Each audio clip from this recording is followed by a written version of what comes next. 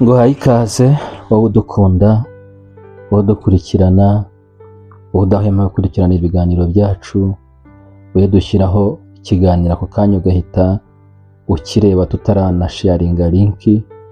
Udukunda bikomeye byo ku mutima, natwe turakuzirikana, turagusuhuje kandi tukwifuriza umugisha w'Imana. Kuri Metania TVR uri kumwe na Jean Dominique. Dukunze kuganira, dukunze kubagezaho ibiganiro, ariko ndanagusaba kugira ngo mbone reaction yawe. Iyo dutanga ibiganiro tuba twifuza kumenya uko abantu babyumva n'uko babyakira. Tuba tubitangaza kugira ngo abantu bunguke, kandi buri munsi tukubwira ko muri Kristo Yesu harimo urwunguko. Tuba twifuriza buri muntu wese kurwunguka. Biba byiza rero iyo ubonye ubutumwa ukabusoma ukabwumva, ujye uduha reaction yawe, commentaire ujye uyandika, niba ngombwa ujye unaduhamagara. Biranashoboka ko wavuga ati ahangaha nanjye hari icyo nakosoraho, cyangwa se ahangaha nanjye hari inyunganizi natanga. Turagushimira kandi turagukunda. Imana niguha umugisha, turagusabiye. Uyu munsi tujye kuganira ku yindi ngingo ivuga ngo kuvuka ubwa kabiri bisobanura iki? Kuvuka ubwa kabiri bisobanura iki? Reka dufatanye gusenga tugaruke tuganira kuri ino ngingo mu buryo bwimbitse. Mana, turagushimiye ko udukunda, turagushimira ko ukunda abantu bawe, kandi waradukunze uduha Kristo kugira ngo adupfire, adukize urupfu rw'iteka, atujyane mu bugingo bw'iteka. Icyubahiro ni cyawe. Imirimo n'ibitangaza wakoze no munsi ugenda ukora muri twebwe ni myinshi, turayigushimiye Mana. Nuhimbazwe. Tugiye kuganira n'ubwoko bwawe, turasenze kugira ngo twuzuze umwuka wera n'ubwenge n'imbaraga, kugira ngo tubashe kuganira uko ubigambiriye. Urakoze, tubisabye twizeye izina rya Yesu Kristo, amen. Kuvuka ubwa kabiri bisobanura iki?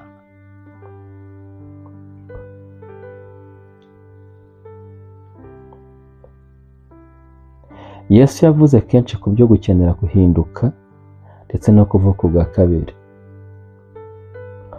Abenshi batari bake kuva icyo gihe abivuga, n'uno munsi baracyabyibaza. Baribaza bati kuvuka ubwa kabiri ni iki? Ese bisobanura guhindura imyitwarire gusa? Ni gute umuntu abaho mu buryo bushya avutse ubwa kabiri? Bigenda gute?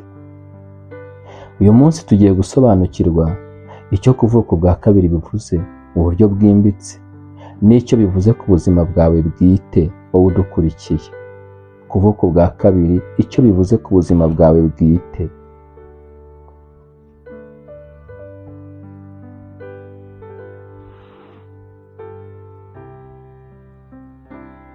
Ni iki Yesu yavugaga ubwo yavugaga ibyo kuvuka ubwa kabiri?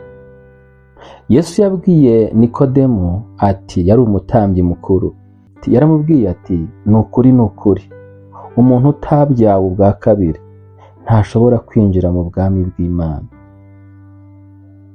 Ayo magambo tuyasanga mu butumwa bwiza bwa Yesu Kristo ko bwanditswe na Yohana igice cya 3 n'umurongo wa 3.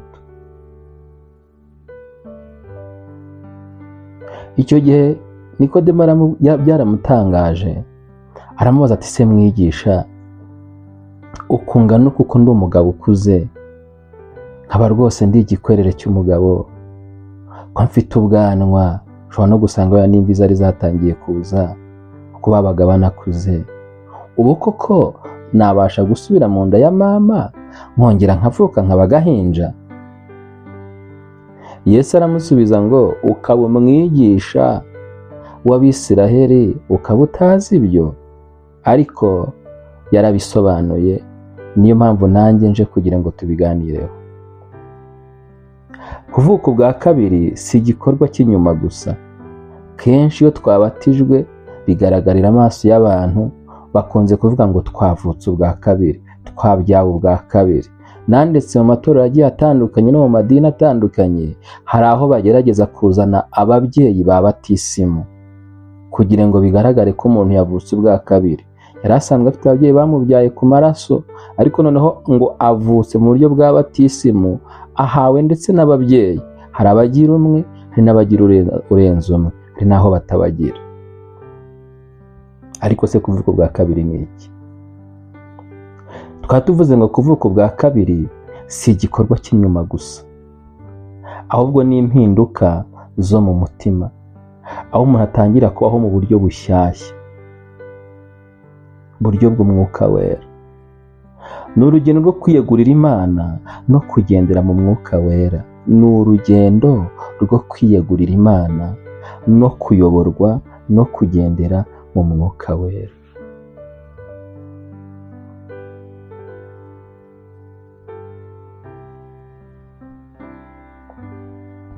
None se kuvuka ubwa kabiri bigaragara gute? Bigaragarira abantu gute? Ni gute jye nabimenya? Ni gute n'abandi babona ko navutse ubwa kabiri bakabihamya? Kuvuka ubwa kabiri ntabwo ari uguhindura imyitwarire gusa, ntabwo ari ukuvuga amasengesho meza gusa. Kuyavuga meza ni byiza, ariko ntabwo bivuze ko wavutse ubwa kabiri. Kuvuka ubwa kabiri ntabwo ari ukugendana no kubana n'abakirisitu. Oya, ni impinduka y'imbere mu mutima, kandi ikagaragaza ibimenyetso inyuma. Bigaragazwa no kwihana icyaha. Iyo uri umukristo ukaba ufite inyota yo kwihana icyaha, uba waravutse ubwa kabiri.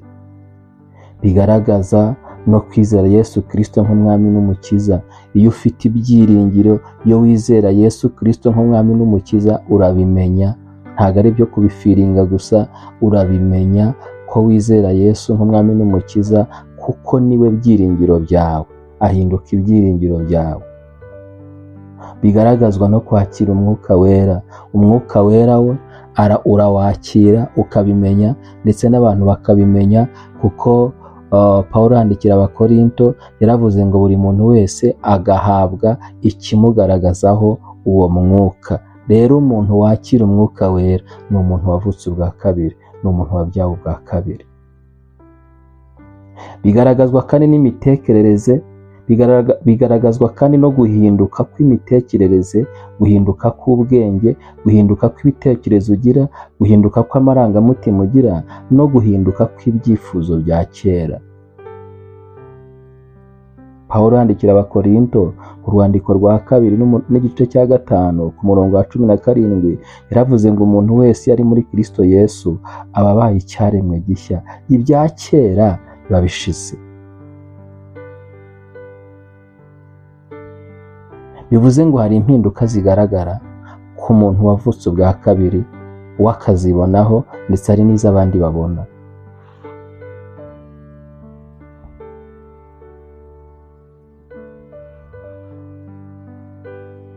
Izo mpinduka ni izihe rero? Umuntu uvuka ubwa kabiri abona amahoro mu mutima. Umuntu wabyawe ubwa kabiri, kandi Yesu yaravuze ngo ni umuntu ubyarwa n'amazi ndetse n'ijambo, abona amahoro mu mutima. Umuntu uvuka ubwa kabiri abona ibyiringiro biturutse ku Mana. Umuntu uvuka ubwa kabiri cyangwa se wavutse ubwa kabiri atangira kubaho ubuzima bushyashya. Abantu bakabona impinduka z'uko umuntu atari wa wundi usanzwe wa kera.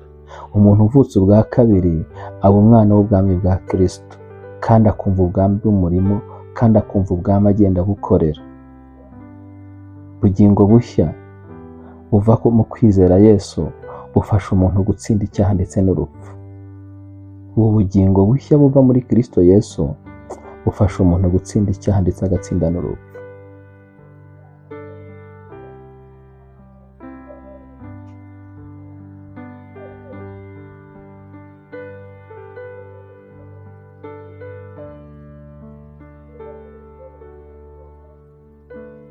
None kuvuka ubwa kabiri bikorwa gute se? Kuvuka ubwa kabiri bikorwa binyura mu gusoma no kumva ijambo ry'Imana, kuko ijambo ry'Imana niryo rituma twizera, hanyuma natwe tugafata icyemezo. Binyura mu kwakira Yesu nk'umwami n'umukiza w'ubugingo bwawe.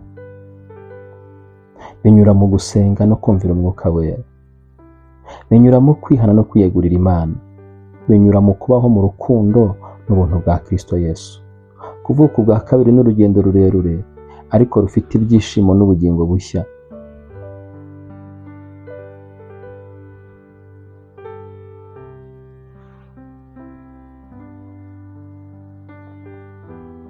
Nagira ngo nkubwire rero ko nkurikiye, uyu munsi Yesu aracyahamagara, Yesu araguhamagara, Yesu ahamagara abantu bose. Nta muntu n'umwe Yesu asiga inyuma kereka utabishaka, cyane ko ari amahitamo. Pawulo yandikira Abakorinto igice cya 6:2 yavuze ngo dore none nicyo gihe cyo kwemererwamo, dore none niwo munsi wo gukirizwamo. Nagira ngo nkubwire ngo igihe ni iki ngiki. Nawe wavuka ubwa kabiri, nawe wabyarwa ubwa kabiri, wabyarwa n'Imana. Ese witeguye kwemera guhinduka no kuvuka ubwa kabiri? Ese witeguye kubaho uburyo bushya muri Kristo Yesu? Ufatanya nanjye gusenga. Mana Data, mu izina rya Yesu Kristo, tugushimiye ko waduhaye Yesu. Turagusaba ngo duhindurwe n'ijambo rye, tugaragaze impinduka mu mitima yacu, tubane na Yesu mu buzima bushya. Utwigishe gukomeza urugendo rwo kuvuka ubwa kabiri buri munsi. Tubisabye twizeye izina rya Yesu Kristo. Amen.